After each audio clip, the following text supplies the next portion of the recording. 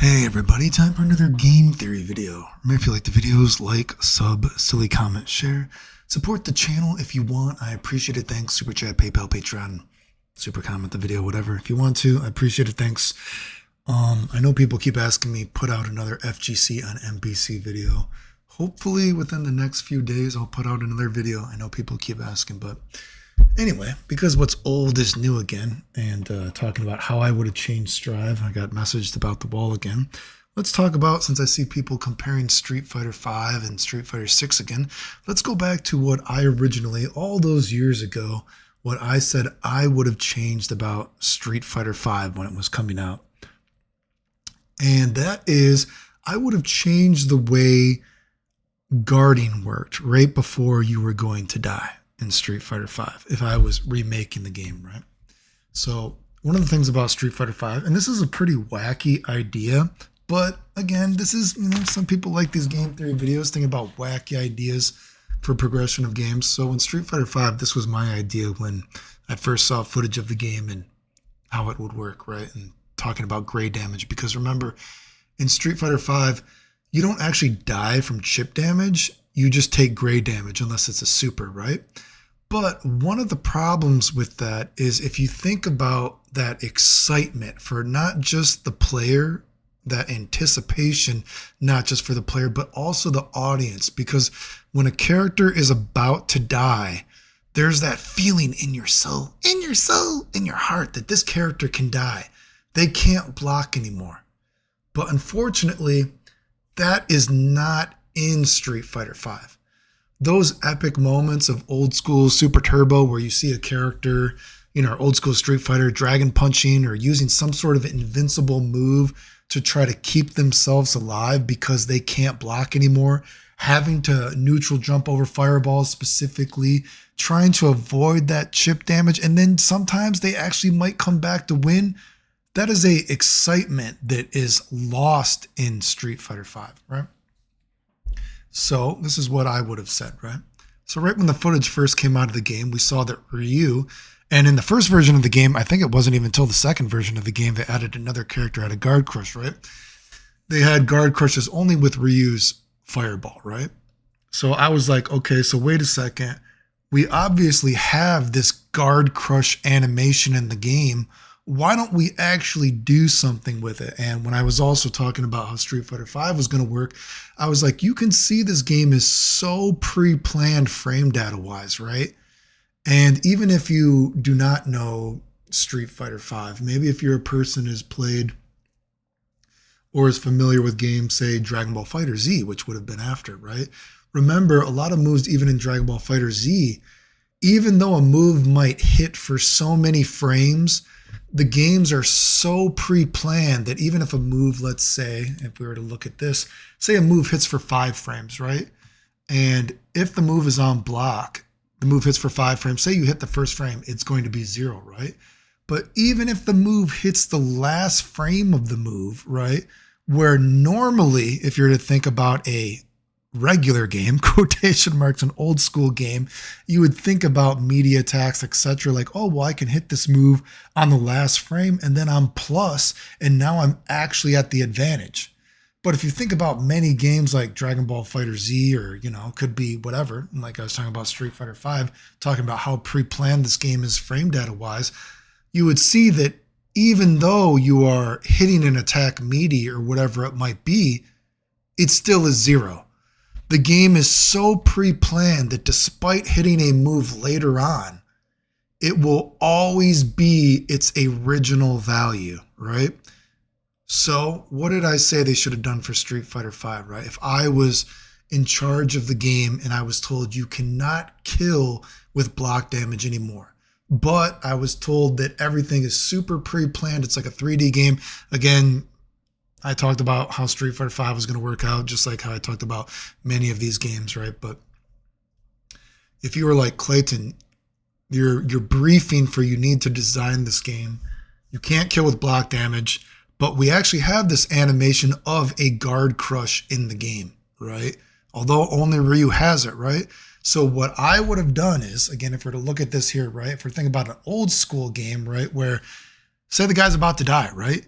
he has to jump through fireballs. He can't take any block damage from any special move whatsoever, right? But we're thinking about Street Fighter V. So what I would have done, combining the fact that everything is so pre-planned, well, you know what I would have done?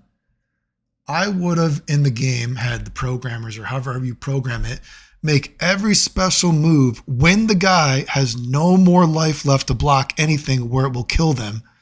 Now every special move has its own pre-planned designated guard crush value that it has to do, right?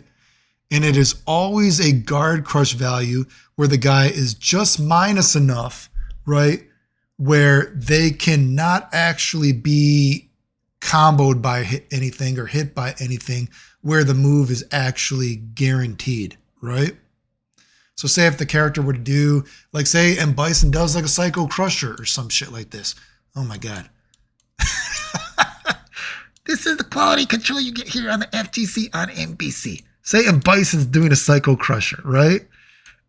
Well, if the guy blocks, say normally if the guy blocks it, I don't know what Bison's Psycho Crusher frame data is in Street Fighter V. You'd have to tell me, right? Normally if the guy blocks this, right, he can punish it, right? But because the guy has no life left, right? Now it will always guard crush, right? And it is no matter what, even if Bison does the Psycho Crusher right next to the guy when he starts, or even if he flies across the screen for a little bit and then he hits the guy, because again, we know you can pre-plan games to extreme degrees now, right? The guy will always be, say, -3 or some shit like that. He's always minus something enough that Bison doesn't actually get anything guaranteed. But the opponent, if he blocked it, if he did not try to get away from it, he is in a panic, right? He's like, oh, fuck. And there's always that image in the mind for not just the player, but the audience. They're like, they see a guard crush.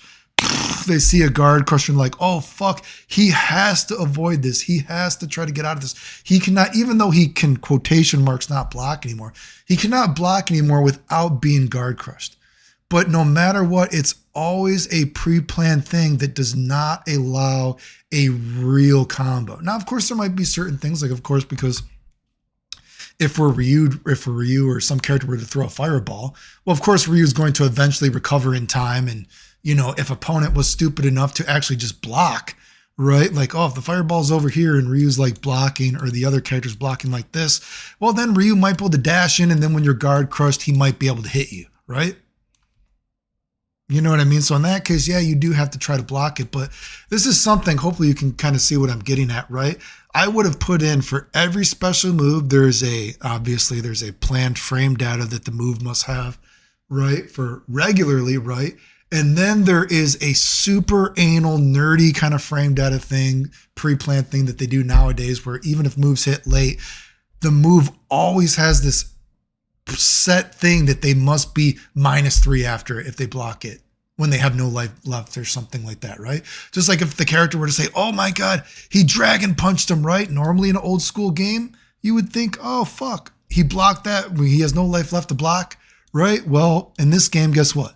You would be able to block it, but you're always guard crushed, right? And although normally if you block a dragon punch, you would be able to punish him, now in this case, you're guard broken, right?